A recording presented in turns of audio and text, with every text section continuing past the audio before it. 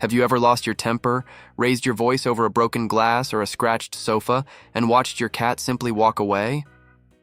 Most of us feel a sudden pang of guilt in that moment, followed by the assumption that our cat is giving us the silent treatment. We think they are holding a grudge, being, well, a cat. But what if I told you that in those quiet, tense moments after a conflict, your cat is actually frantically trying to apologize?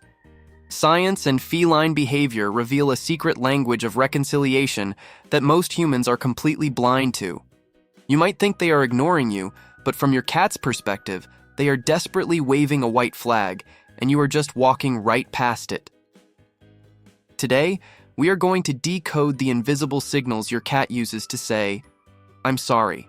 By the end of this, you will never look at their post-scolding behavior the same way again. If you want to finally understand the secret language of your feline best friend and give them the emotional support they deserve, take a second to subscribe. Do it for them, so you never miss another message they're trying to send. Now, let's talk about the first sign you've probably been misreading for years.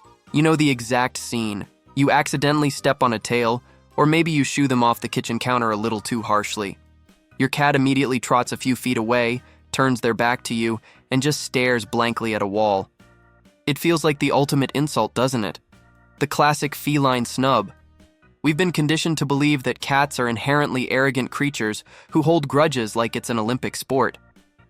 But let me tell you about a cat named Milo. When Milo got scolded, he wouldn't run and hide under the bed.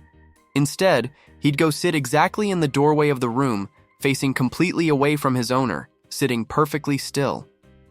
His owner thought Milo was just being a dramatic diva.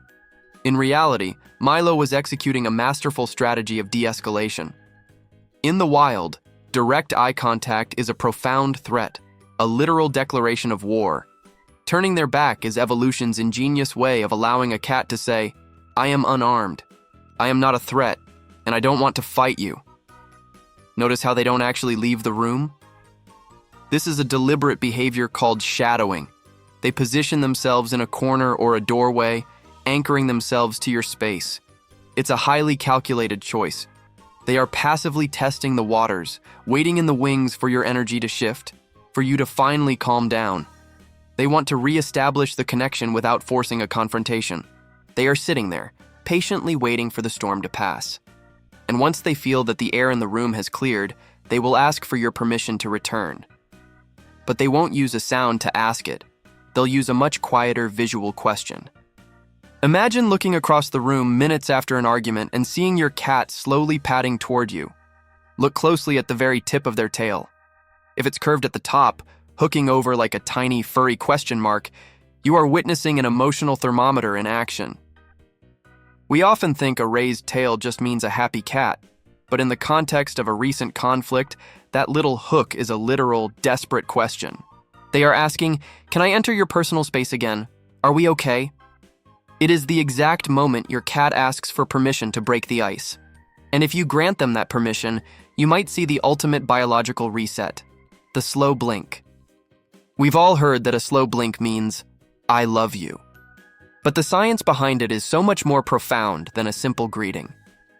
When your cat locks eyes with you and slowly lowers their lids, it physically lowers cortisol levels, the stress hormone, in both their body and yours. I remember watching my own cat do this after I had to give her a rather traumatic bath. She sat on the rug, dripping wet, and just gave me the longest, most deliberate, slow blink.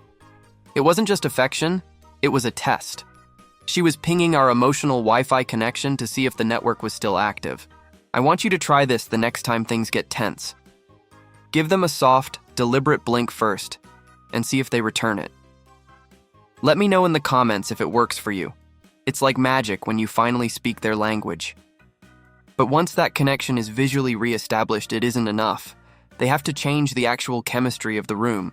Have you ever noticed that when you are deeply stressed, angry, or anxious, you actually smell different to your cat? To their incredibly sensitive noses, our changing body chemistry gives off a distinct scent of conflict. The air in the room practically vibrates with tension for them. When your cat finally approaches you after a spat and starts aggressively rubbing their face against your shin or headbutting your hand, they aren't just asking for pets. They are engaging in chemical warfare against stress. This head bunting is their way of overriding your anxious scent. They have scent glands on their cheeks and forehead, and by rubbing them on you, they are plastering you with their own calming pheromones. They are literally marking you and the environment as a safe space once again. A friend of mine was crying heavily after a terrible day, and her cat, who usually kept to himself, forcefully rammed his forehead into her tear-stained cheek. He was trying to erase the scent of her distress. And accompanying this chemical reset is the healing purr. We need to completely shatter the idea that purring always means a cat is happy. Sometimes, it's a biological repair tool.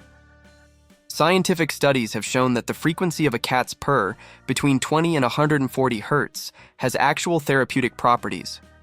It can promote tissue regeneration and bone healing. But after a conflict, your cat is using this low, rumbling vibration for something else entirely, to physically lower the heart rates of both you and them. They are humming a lullaby to calm your nervous system. And if that doesn't work, they might just resort to bringing out the heavy machinery. There is a very specific type of weight a cat has when they are trying to comfort you. It's not their normal, light-footed step. It's a sudden, heavy, sinking, dead weight. Maybe you are sitting on the couch, still feeling the sting of a bad argument, and your cat climbs onto your chest or drapes themselves across your legs, making themselves as heavy as possible. This isn't an accident. This is the feline equivalent of deep pressure therapy. Human anxiety therapies use weighted blankets for this exact reason. The pressure stimulates the release of serotonin and dopamine. Your cat is intuitively using its own body as an anchor to physically stabilize your sinking mood. And sometimes they come bearing gifts to help the process along. Picture a battered, spit-covered toy mouse suddenly dropped at your feet while you're sulking. It's so easy to dismiss this and say, "Not now, I don't want to play." But they aren't asking to play. That toy is their most valuable resource, their prized catch. Leaving it at your feet is a peace offering. It is an ancient, instinctual olive branch. A viewer once wrote to me saying her cat brought her a piece of dry pasta from the kitchen floor after she accidentally dropped a pan that terrified them both. It was all the little guy had to offer. They might even follow this up with sudden sandpaper rough licks to your hand or arm. This behavior, called allogrooming, triggers a massive release of endorphins. They are trying to literally wash away the lingering emotional conflict. But here is where things take a dangerous turn. In this delicate dance of making up, your cat might offer you the ultimate sign of trust, and if you misread it, it will end in blood. We have reached the climax of the apology, and unfortunately, this is the exact moment where the vast majority of well-meaning humans ruin everything. The tension has broken. The slow blinks have been exchanged. And suddenly, your cat drops heavily onto the floor right in front of you and rolls onto their back, exposing their soft, fluffy belly. Every human instinct screams at you to reach down and rub that belly.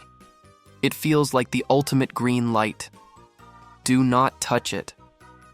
This is the vulnerability trap.